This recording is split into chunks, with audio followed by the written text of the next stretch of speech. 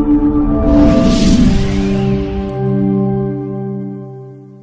very warm welcome to all of you joining us this evening to commemorate the 76th Republic Day of India.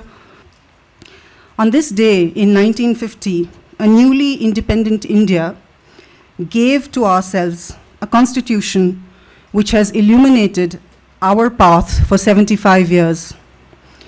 It enshrines the promises we made to each other. It sanctifies the core principles we live by. None more important than justice, equality, liberty, and fraternity. And it embeds the inclusive democratic polity we chose for ourselves. Distinguished guests, as we celebrate India's Republic Day, we also celebrate the partnerships that have strengthened India's place in the world, including our special bond with Kenya. India and Kenya are natural friends. Our ties are a testament to what can be achieved with trust, respect, shared aspirations, and convergent interests. On the foundation of well-documented historical exchanges across the Indian Ocean, India and Kenya have developed a relationship that is strong, dynamic, and multi-sectoral. India remains one of Kenya's top trading partners and one of the largest inbound investors, participating in industries like pharma, agriculture, energy, telecom, manufacturing, and healthcare. India is also a development partner for Kenya through various lines of credit, capacity building, and skill development. Under the Indian Technical and Economic Cooperation Program, thousands of Kenyan professionals have been trained in diverse fields. Beyond these areas, people-to-people connections will remain the heart of our relationship. Enhanced cultural exchanges, rising tourism traffic from India, and educational collaborations will ensure that our ties continue to thrive across generations. India has long been an educational destination for many Kenyans, and we are fortunate to have some of our alumni join us today evening. The India-Kenya story is incomplete without acknowledging the integral contribution of the 44th tribe of Kenya, the Indian origin Asian Kenyan community. Quite a few of them are present here today. The community has contributed to Kenya's economic progress while enriching its multicultural fabric. They act as a bridge of friendship between our nations. As we look ahead, we see a bright future for the partnership between India and Kenya based on old, strong foundations and new emerging opportunities. I want to profoundly thank our friends led by the Honorable Prime Cabinet Secretary for celebrating India's Republic Day and our mutual friendship today evening, both its rich past and its brilliant future.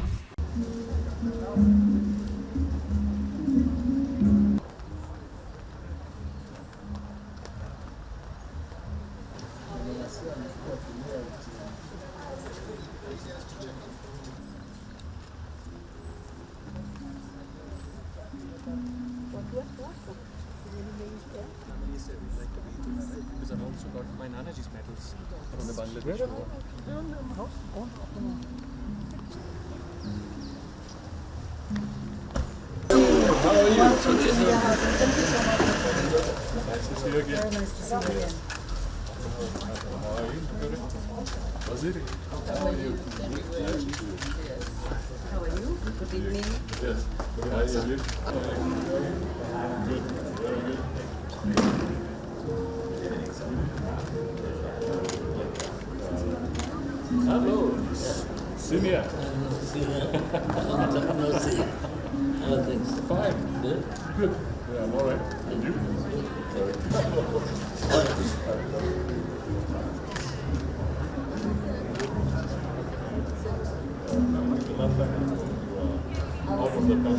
The Prime Cabinet Secretary for the Ministry of Foreign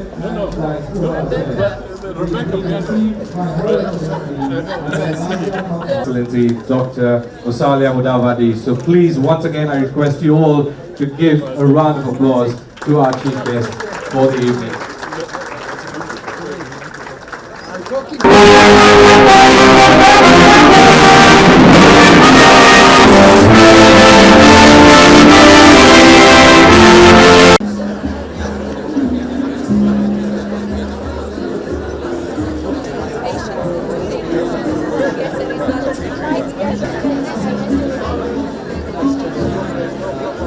celebrating the diverse contributions of the Indian community. Cultural fabric. This is not just still unfolding, the journey of the policy of unity, culture, and We will present two cultural performances for you. And to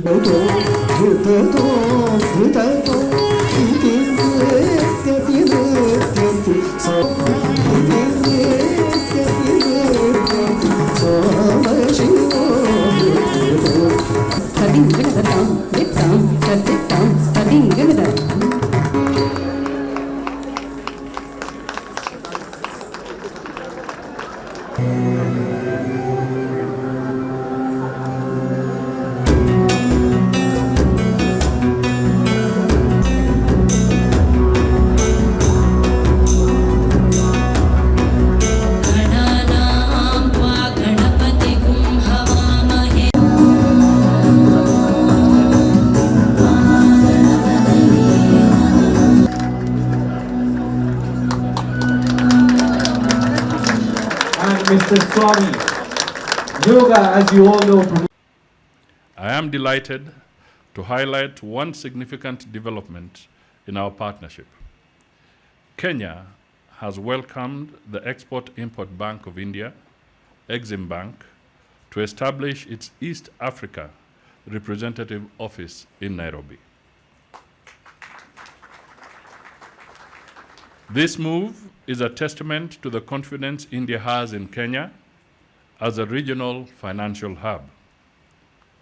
On May 31st, 2024, I was honored to inaugurate this office, a milestone that underscores Nairobi's status as the gateway for trade and investment in East Africa and beyond. Exim Bank has already supported key sectors in Kenya, including energy, textiles, and agriculture, aligning with our national development priorities. And as we speak, they came in with a facility of $250 million, which we hope will be drawn down so that we can get even more. It is an honor to join you this evening to celebrate India's 76th Republic Day, a day that marks the enduring spirit of a great democracy and civilization. India and Kenya share a bond that is rich and invigorating as chai. Steeped in history and culture.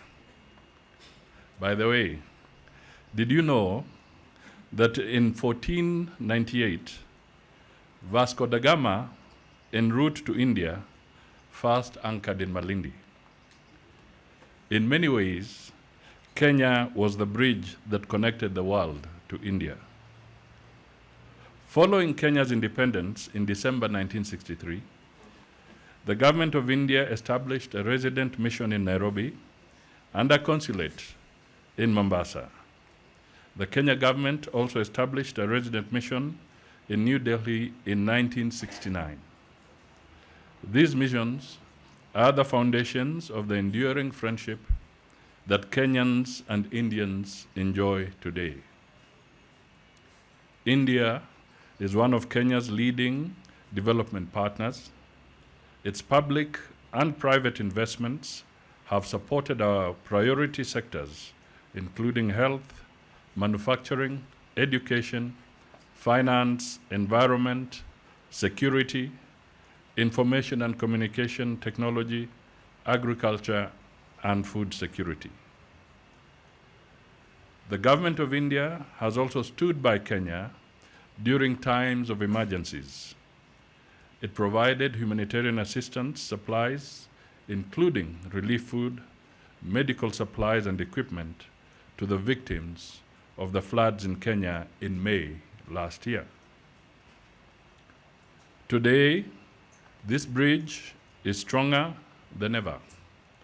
Between the 4th and 6th of December 2023, His Excellency President Dr. William Ruto visited India where he held fruitful discussions with His Excellency Prime Minister Narendra Modi. These engagements reaffirmed the deep friendship between our nations, one that spans decades and opens new avenues for collaboration. India is Kenya's third largest source of imports. But our relationship is far more than economic, it is deeply personal. Indian-inspired chapati, samosas, and biryani are staples in Kenyan households. And today, I'm dressed in this fashion. And as for the chai, we Kenyans have made it our own. But let me add that India has not just exported flavors, it has shared its spirit of creativity and innovation, which resonate deeply with Kenya's journey. Our nations also share a history of liberation. Gandhi's philosophy of non-violence inspired Kenya's freedom fighters, including Mzee Jomo Kenyatta, as we pursued independence from colonial rule. This shared legacy reminds us that our bonds are built on more than trade. They are built on shared ideals of freedom and progress. On the multilateral front, Kenya and India continue to work closely in areas of common interest, including peace, security, and financing for sustainable development, whilst harnessing and amplifying the voices of the global South. Both our nations call for reforms of the United Nations Security Council, reforms in the international financial architecture, climate change mitigation, and strengthening of the United Nations office at Nairobi and the UN Environmental Programme, UNEP, and UN Habitat. As we commemorate this day, let us celebrate not just the achievements of India, but also the strength of our enduring friendship. Together, we embody a relationship that is balanced, deeply rooted, and full of promise, an economic and cultural yoga pose, if you will. On my own behalf and that of the people of Kenya, I convey my warm congratulations to Her Excellency, the High Commissioner, and to the people of India.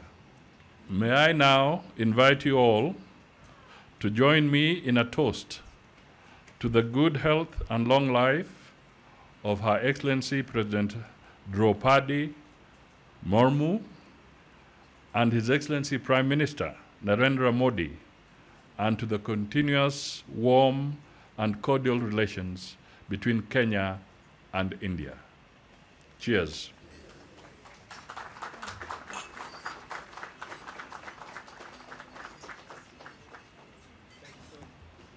The escalating conflict and deteriorating situation in Eastern Democratic Republic of Congo are a grave concern to the people and governments of East Africa.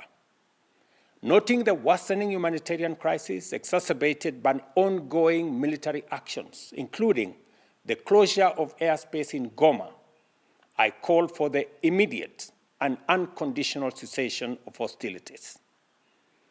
I emphasize the obligation of all parties to facilitate humanitarian access to affected populations and urge both sides to pursue peaceful means to resolving this tragic conflict. These alarming developments, coupled with rising diplomatic tensions in the region, underscore the urgent need for peaceful resolution to a conflict that continues to inflict untold suffering on the people, particularly women and children. As the current chair of the East African Community, Kenya is aware of the region's critical responsibility in de-escalating violence and facilitating dialogue between the parties involved. We confirm and firmly believe that a sustainable solution can only be achieved through engagement, constructive dialogue, and a renewed commitment to peace. I call on the parties to the Luanda process on Eastern DRC and appeal specifically to my brothers, President Felix Tshisekedi and President Paul Kagame, both of whom I have had the occasion to speak to this evening, to heed the call for peace from the people of our region and the international community. I call on them to dedicate all efforts towards achieving peace in Eastern DRC and restoring good neighborliness, an essential principle underpinning regional peace and collective responsibility. Consequently, and having consulted with the heads of state of our region, we will be convening an extraordinary East African Community Summit within the next 48 hours to facilitate and to deliberate on this crisis and chart a way forward. This is in line with the East African Community Summit's decision of November 2024, which called for constructive engagement to address this conflict. I thank both President Tshisekedi and President Kagame for their confirmed participation in this summit. Additionally, the African Union must not remain passive in the face of this escalating crisis. The East African Community stands ready to forge a stronger collaboration with the African Union and SADC, as well as the international community in encouraging the warring parties to prioritize engagement. So thank you very much, Jan.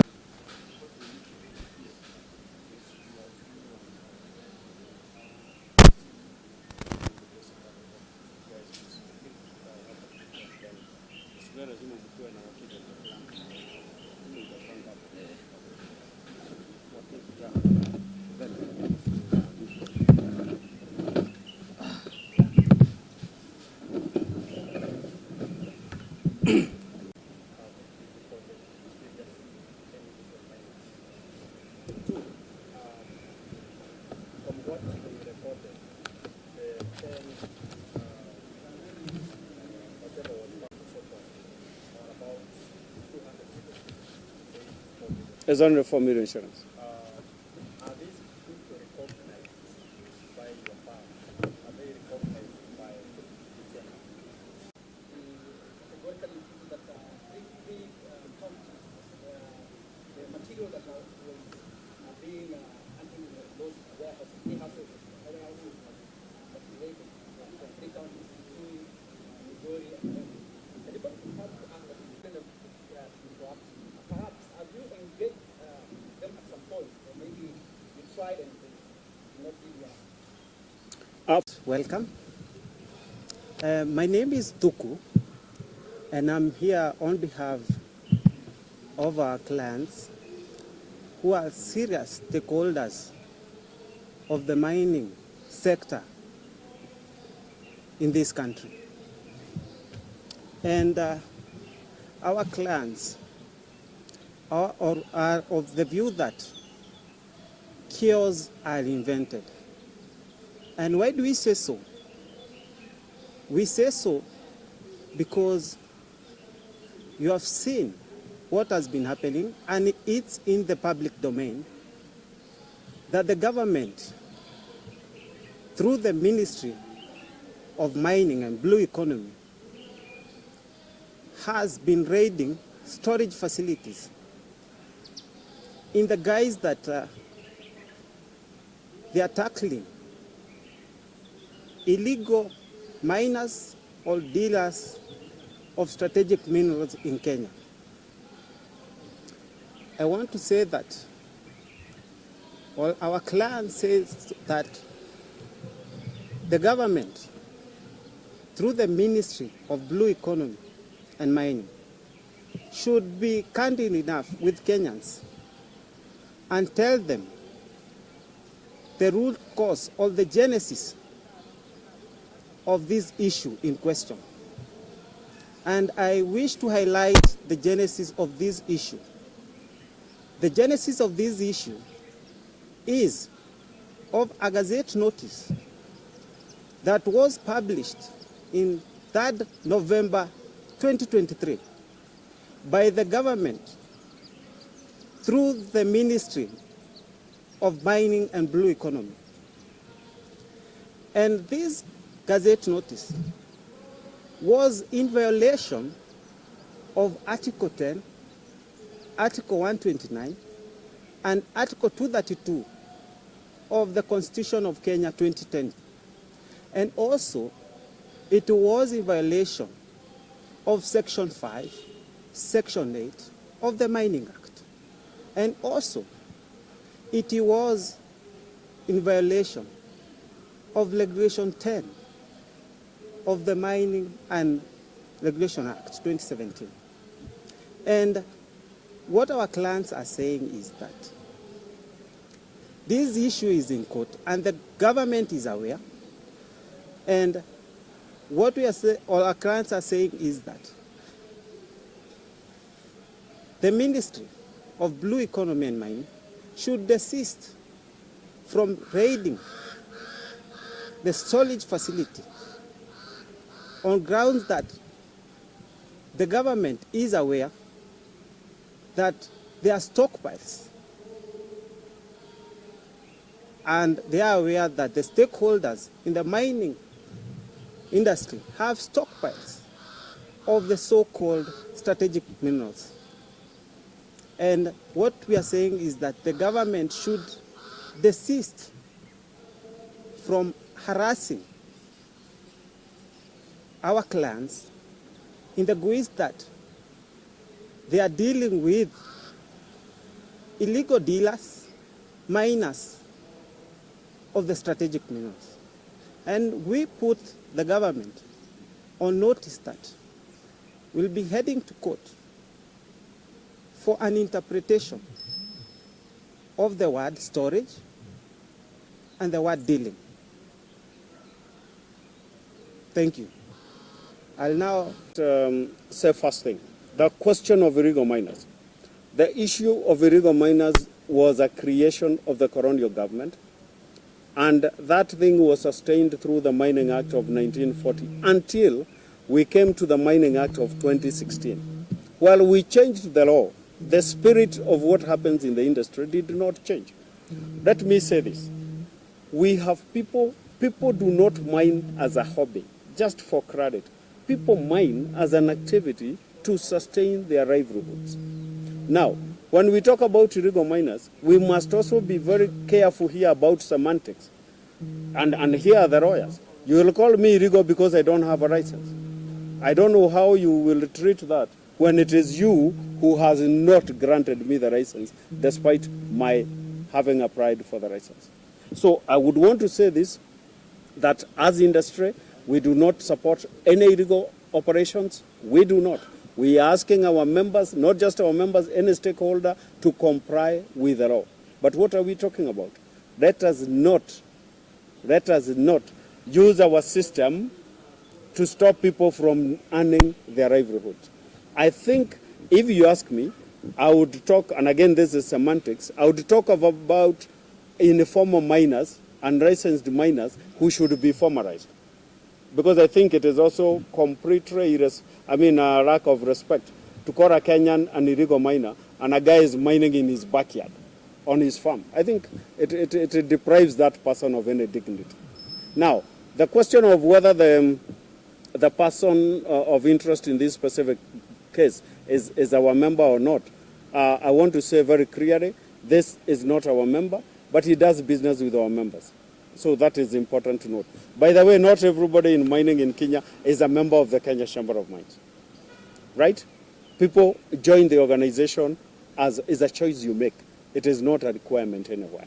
So he is not our member, but much as the person is not our member, the material that was found in his warehouse belongs to our member. And I think that's what Wakiri said. We need to clearly understand issues of storage and dealing so that then people are clear. I hope I've to address that issue of the three counties. There's activity in Kitui, there's activity in Taita Taveta, there's activity in Embu, there's activity in Migori, and there's activity in another perhaps 40 counties. In fact, the only counties that I do not know much mining about is Nairobi City and Mombasa City. Most of the other counties have an activity or two. Now, maybe just to clarify this, and there's a point that will help you understand this. As we head to next week, this country is looking at a crisis of cement. Why? The same story, the same narrative that we have illegal miners mining gypsum and selling to cement manufacturers. So what has happened? Government, the ministry has stopped mining of gypsum. And we had a meeting with the CS just last Wednesday over this matter. But what does the CS say? And I really want to be corrected. He says he will not even give 30 days period for these guys to comply. He advises the cement manufacturers to import gypsum. My brothers and my sisters, if we want to build this economy, what do you mean by asking us to import material that is present in this country? Those are jobs, those are opportunities that will be lost for Kenyans, livelihood opportunities. Families will suffer. Why? I think this is where we need an honest conversation that policy makers need to understand that they make these policies for Kenyans, and until and unless they have that conversation, honest conversation with Kenyans, then they will have policies that cannot be implemented. To answer or to respond to the issue of the parliamentary committee, I want to be very specific. I would not want to throw barbs at that specific committee. I will say we are, as we speak, engaging with that committee because we strongly believe that committee has the capacity to summon the CS and the PS and industry players and find a solution to this kind of problems. So I'm not accusing them. We are appealing to them, and we've already engaged the chair of the committee, the Honorable David Gekaria, to expedite that process so that we can respond to the issues that are afflicting Kenyans. Njĩtagwo Kanyoro wa Mathenge na nĩ niĩ mũikarĩri gĩtĩ wa kĩama gĩa Kenya Chamber of Mines, kĩama kĩrĩa gĩkoragwo gĩkĩrutithania wĩra na andũ arĩa mandiraga na indo iria twĩtaga mahiga ma goro na ona madini kana minerals cia mĩthemba yothe. Na kwa ihinda rĩrĩ nĩ tũkoretwo nĩ ũndũ wĩho, nĩ ũndũ wa waziri gũkorwo agĩte na athiĩte go down kana storage kũrĩa tũigaga indo citũ na agathiĩ akagweta atĩ indo icio nĩ indo ciegainie na kũruta wĩra gũtaratwarana na watho. Na nĩ wega tũthererie andũ aitũ atĩ indo icio waziri araria ũhoro wacio rĩ nĩ indo ciũĩkaine nĩ thirikari, nĩ indo KCM ĩkoretwo yarĩtie na thirikari, na indo icio nĩ cia members a KCM, arĩ ũmwe nĩ niĩ member wa KCM, na to indo icio ciĩ hau storage, icio specifically araria ũhoro wacio ciĩ go down iyo irĩhĩte nginya kĩndũ twĩtaga royalties, nĩ irĩhĩte magoti ma thirikari, koguo na nĩ kĩndũ gĩtarĩ na thirĩ gwa thirikari.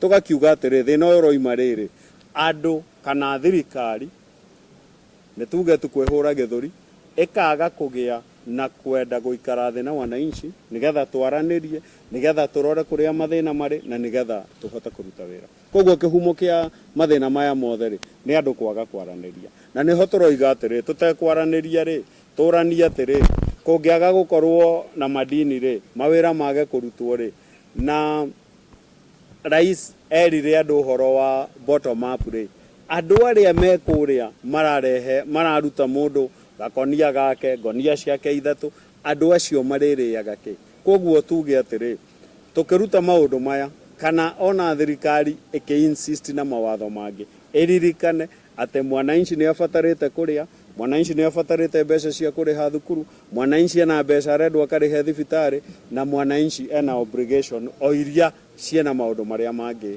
mena wananchi arĩa angĩ.